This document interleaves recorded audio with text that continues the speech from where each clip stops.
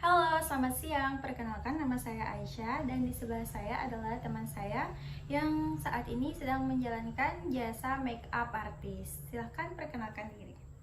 Nama saya Sukma Mardianingsih dan saya sekarang sedang menjalani usaha make up di Kota Sintang. Baiklah, pada kesempatan kali ini kita akan berbincang sedikit mengenai jasa make up yang dijalankan oleh teman saya. Langsung saja ke pertanyaan pertama. Apa yang membuat kamu tertarik hingga akhirnya menjadi seorang MUA? Pertama-tama saya tertarik itu ketika saya duduk di bangku SMA. Saya memang suka make up karena saya itu kan ikut ekskul nari dan cheerleaders. Jadi saya itu sama teman saya itu saling bergantian make up. Kebetulan saya tuh jadi sering praktik ke diri sendiri dan orang sekitar. Jadi setelah selesai sekolah di SMA itu saya berkeinginan untuk buka jasa make up. Jadi memang karena hobi dan kesukaan dari diri sendiri gitu ya? Iya, karena hobi. Oke, selanjutnya, bagaimana cara kamu mengembangkan keterampilan dan gaya dalam dunia make up? Saya itu dari dulu nggak pernah kursus ya kayak mua lain. Saya itu otodidak dengan cara melihat konten mua-mua terkenal di TikTok maupun YouTube, sehingga saya itu mengikuti step apa saja yang mereka lakukan. Kemudian saya tuh praktik ke diri sendiri.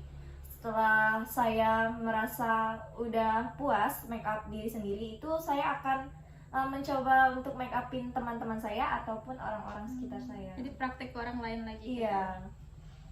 Oke, yang ketiga, apa yang menjadi inspirasi utama dalam karya make up kamu? Biasanya itu saya terinspirasi dari make up terkenal, terutama untuk yang dekat aja ya, yang di kota Pontianak itu ada MUA yang terkenal sampai kayak pangling gitu kita lihatnya hasil make up dia, make up wedding, terus ada juga make up artis yang di luar kota juga ada. Di sana saya terinspirasi dari hasil make upnya itu yang membuatnya cantik itu, tapi cantiknya itu nggak norak. Jadi saya itu ngikutin apa aja langkah-langkah mereka lakukan, walaupun saya nggak bisa mirip hasilnya, tetapi saya tuh jadi terinspirasi gitu. Kok dia bagus, jadi saya tuh mau coba terus gitu. Jadi terinspirasinya dari orang-orang luar yang kamu lihat di media sosial gitu? Iya, di media sosial. Oke, selanjutnya bagaimana caranya kamu berkolaborasi dengan klien untuk menciptakan tampilan yang sesuai dengan keinginan mereka?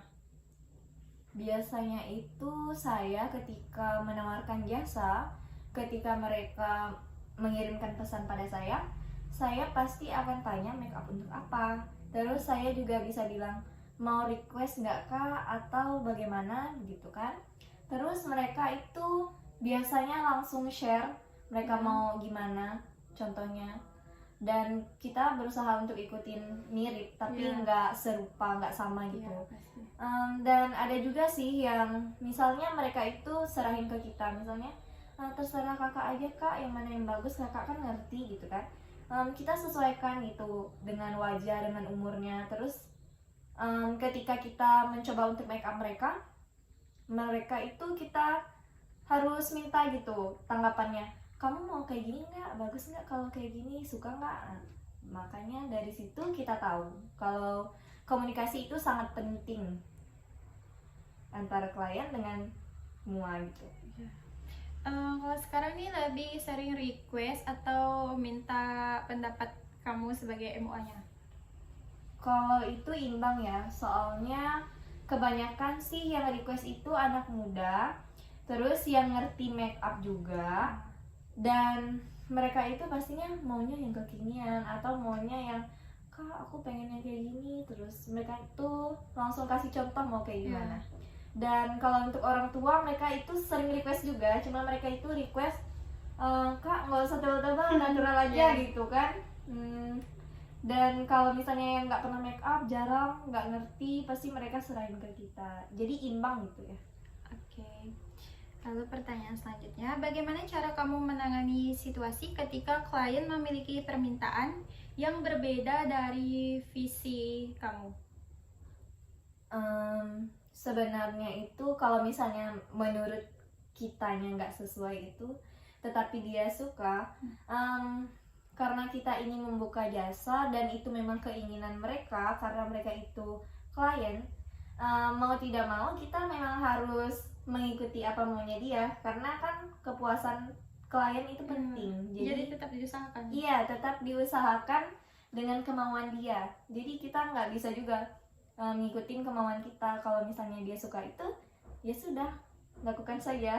Lakukan sebisanya. Iya. Oke, selanjutnya, apa yang menurut kamu menjadi kunci untuk menciptakan tampilan make up yang tahan lama?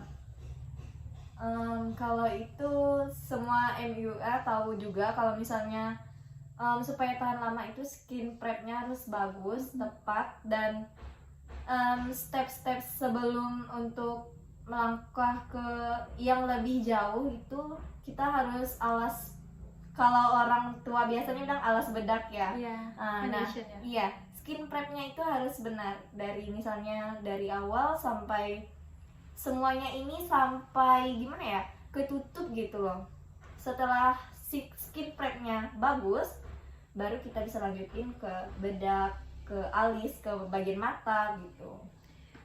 Menurut kamu skin prep yang bagus itu seperti apa? Skin prep yang bagus itu terutama harus sesuai dengan kulitnya. Misalnya ada yang khusus fondi, yang khusus untuk berminyak, misalnya yang untuk kulit kering, atau ada juga yang memang bagus itu biasanya untuk semua jenis kulit. Dan tentunya kita juga harganya nggak bisa yang terlalu murah ya, takut nggak tahan lama. Benar. Kalau untuk wedding terutama. Baiklah, selanjutnya, bagaimana cara kamu memastikan kebersihan dan keamanan dalam setiap aplikasi make up yang kamu lakukan? Biasanya itu saya ketika udah ada klien terus udah selesai, ketika udah di rumah misalnya udah istirahat gitu, saya itu biasanya membersihkan dari spons sampai kuas-kuas make upnya itu dibersihkan, dicuci, terus dijemur yang benar-benar sudah bersih ya, karena takutnya kita kan nggak enak juga kan dilihat klien kok kotor gitu kan, takutnya mereka ilfeel, dan juga kan takut juga keamanan muka mereka. Mohon maaf misalnya yang mukanya bermasalah tetapi kena muka yang sama sekali nggak ada masalah, jadi dia terkena juga, misalnya terkena jerawat atau apa karena bekas tadi itu harus penting itu dijaga. Jadi harus sangat-sangat menjaga kehigienisan make upnya lah ya. Iya, benar. Kemudian, apa pendapat kamu tentang tren make up terkini dan bagaimana cara kamu mengikuti atau mengadaptasinya dalam pekerjaan Anda? Contohnya nih, make up, doing make up. Nah, itu biasanya anak-anak remaja ya, misalnya SMP terutama. Pernah mereka request look itu. Kalau saya sih sebisanya ya. Kalau saya bisanya segitu aja, dan mereka sih terima, misalnya nggak apa-apa ya dek, nggak terlalu mirip, tapi kakak usahain bisa gitu ya. Menurut saya make up itu lagi tren karena kan lebih cocok ke anak muda ya, agak-agak peach gitu. Itu saya usahakan kalau misalnya ada yang request saya ikutin, tetapi kalau misalnya nggak request ya menurut saya yang sesuai mukanya aja gitu. Lalu bagaimana cara kamu menangani situasi di mana klien memiliki kulit atau fitur wajah yang berbeda dari yang biasanya kamu kerjakan? Kamu make up orang gitu. Saya pernah dapat klien yang mukanya itu sangat jarang, bahkan baru sekali itu ketemunya. Saya usahakan make upnya itu lebih strong dan lebih penanganannya tuh itu sangat-sangat serius dan teliti begitu kan.